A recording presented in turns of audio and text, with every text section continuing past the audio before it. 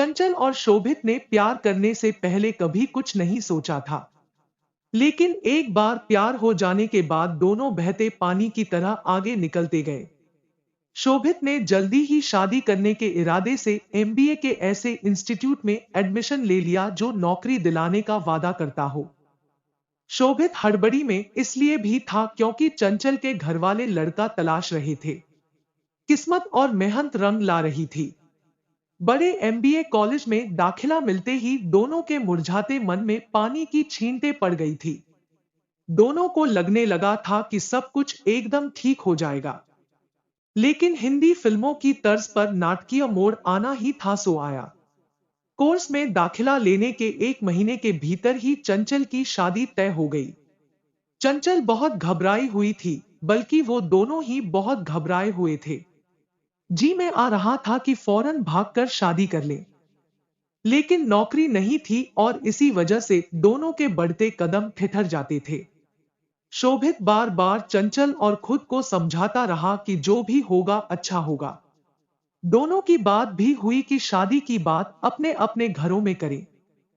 लेकिन हर बार की कोशिश में हैसियत, जाति, उम्र और बेरोजगारी जैसी वजहों की भेंट चढ़ जाती। वक्त बहुत तेजी से हाथ से निकल रहा था। शोभित ने एमबीए की पढ़ाई और कोर्स छोड़कर कॉल सेंटर में नौकरी करने की सोची।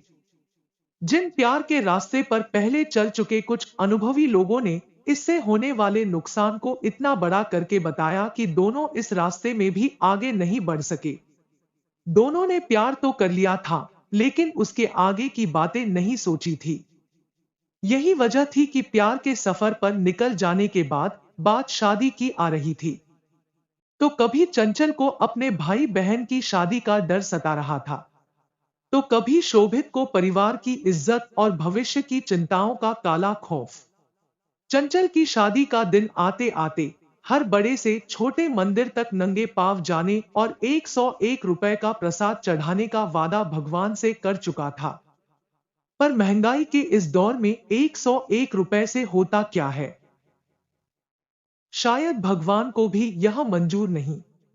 निराश होकर शोभित ने नास्तिकत और वास्तविकता की ओर कदम बढ़ा दिए। शादी तय होने से लेकर शादी के दिन तक लड़के का फोन नंबर और पता फेसबुक से निकालकर कुछ जुगत भिड़ाने की कोशिश भी नाकाम रही थी। उसकी शादी वाला पूरा दिन शोभित ने मंदिर में ही बिताया। कुछ उम्मीदें शायद अभी की थी, हालांकि सूरज ढलने के साथ उनमें भी तेजी से कमी आ रही थी। हिंदी फिल्मों को शोभित ने अपनी जिंदगी में कुछ ज्यादा ही उतार रखा था, इसलिए शाम होते ही आखिर सलाम करने पहुंच गया मैरिज हॉल। दुल्हन के तैयार होने वाले कमरे में किसी तरह पहुंचकर उसे बोल दिया कि मैं स्टेज पर आऊंगा, मुझे गले लगा लियो।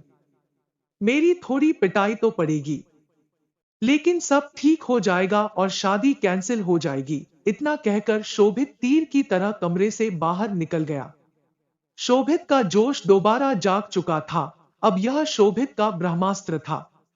जयमाला होते ही वो स्टेज पर पहुंच जाता है। उसके मन में ब्रह्मास्त्र के चलाने के बाद पिटने का डर तो था, पर साथ में सफलता की उम्मीद भी थी। स्टेज पर उसके करीब पहुंचा तो उम्मीद थी कि वह गले लगा लेगी। शोभित ने चुपके से इशारा भी किया, लेकिन उसके चेहरे पर कोई भाव नहीं था। और कुछ मिनट रुकने के बाद फोटोग्राफर ने शोभित से कहा, भैया अब उतर भी जाओ। एक झटके में शोभित अपनी सपनी फिल्मी दुनिया से हकीकत में आ चुका था। चंचल किसी दूसरे की जिंदगी बन चुकी थी। लौटने के बाद एक तक पत्थर सी आंख लिए शोभित रियल लाइफ से निकलकर अपनी जिंदगी की फिल्म रिवाइंड होते हुए देख रहा था। बस शोभित का साथ देने के लिए चंचल नहीं, उसके नमकीन मैले आंसू और यादें साथ थी।